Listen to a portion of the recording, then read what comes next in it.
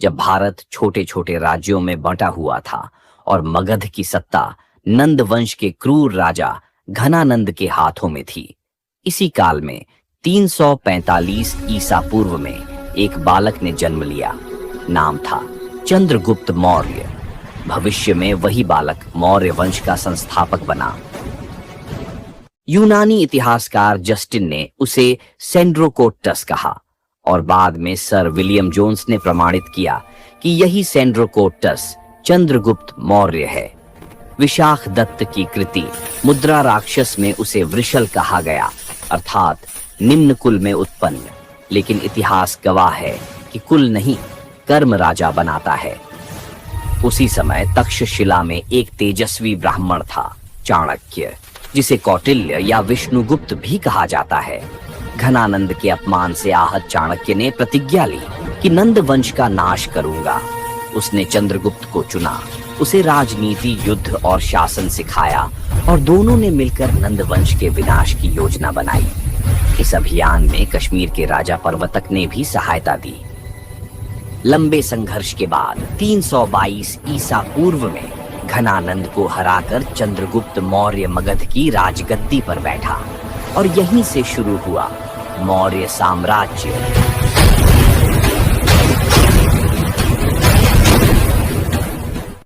और चाणक्य बना उसका प्रधानमंत्री। चाणक्य की अमर कृति अर्थशास्त्र, जो राजनीति, प्रशासन और गुप्तचर व्यवस्था की विश्वकोश बनी। पश्चिमोत्तर भारत पर यूनानी शासक सेल्यूकस निकेटर की नजर थी, लेकिन 305 ईसा पूर्व में चंद्रगुप्त मौर्य ने उसे पराजित कर दिया और दोनों के मध्य संधि हुई। सेल्यूकस ने अपनी पुत्री कार्नेलिया का विवाह चंद्रगुप्त से किया और चंद्रगुप्त को 4 प्रांत सौंपे: काबुल, कंधार, हेरात और मकरान। प्लूटार्क के अनुसार चंद्रगुप्त ने बदले में 500 हाथी उपहार में दिए। इस युद्ध का वर्णन एपियानस ने किया है। सेल्यूकस का राजदूत मेगस्थनीज चंद्रगुप्त के दरबार में रहा। मैं हूँ मेगस्थनीज में चंद्रगुप्त के दरबार में राजदूत हूँ। मैंने पुस्तक इंडिका की रचना की है का।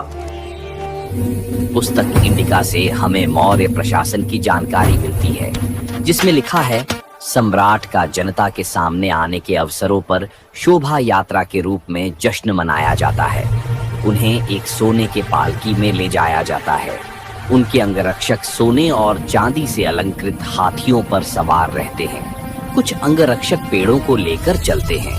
इन पेड़ों पर प्रशिक्षित तोतों का झुंड रहता है, जो सम्राट के सिर के चारों तरफ चक्कर लगाता रहता है। राजा सामान्यतः हथियारबंद महिलाओं से घिरे होते हैं। उनके खाना खाने के पहले खास नौकर उस खाने को चखते हैं। वे लगातार 2 रात एक ही कमरे में नहीं सोते थे। उसमें पाटलिपुत्र के बारे में बताया गया है कि पाटलिपुत्र एक विशाल प्राचीर से घिरा है, जिसमें 570 बुर्ज और 64 द्वार हैं। 2 और 3 मंजिल वाले घर लकड़ी और कच्ची ईंटों से बने हैं। राजा का महल भी काठ का बना है, जिसे पत्थर की नक्काशी से अलंकृत किया गया है। ये चारों तरफ से उद्यानों और चिड़ियों के लिए बने बसेरों से घिरा है। यूनानी लेखकों के अनुसार मौर्य सेना में 6 लाख पैदल सैनिक, 30,000 घुड़सवार, 9,000 हाथी, 8,000 रथ थे। सेना का सर्वोच्च अधिकारी को सेनापति कहते थे। युद्ध क्षेत्र का नेतृत्व करने वाले को नायक कहते थे। अपने जीवन के अंत में चंद्रगुप्त मौर्य ने जैन गुरु भद्रबाहु से दीक्षा ली। वह दक्षिण भारत गया और कर्नाटक के श्रवणबेलगोला में 298 ईसा पूर्व में उपवास द्वारा मृत्यु हुई। चंद्रगुप्त के बाद उसका पुत्र बिंदुसार राजा बना। मैं हूँ बिंदुसार। मुझे अमित्र घात के नाम से जाना जाता है, जिसका अर्थ है शत्रु विनाशक। जैन ग्रंथों में मुझे सिंहसेन कहा गया और वायु पुराण में भद्रसार या वारीसार कहा गया। बिंदुसार आजीवक संप्रदाय का अनुयायी था।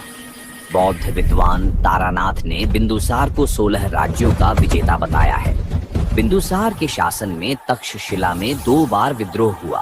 पहले भेजा गया सुसीम, बाद में अशोक, जिसने विद्रोह दबाया।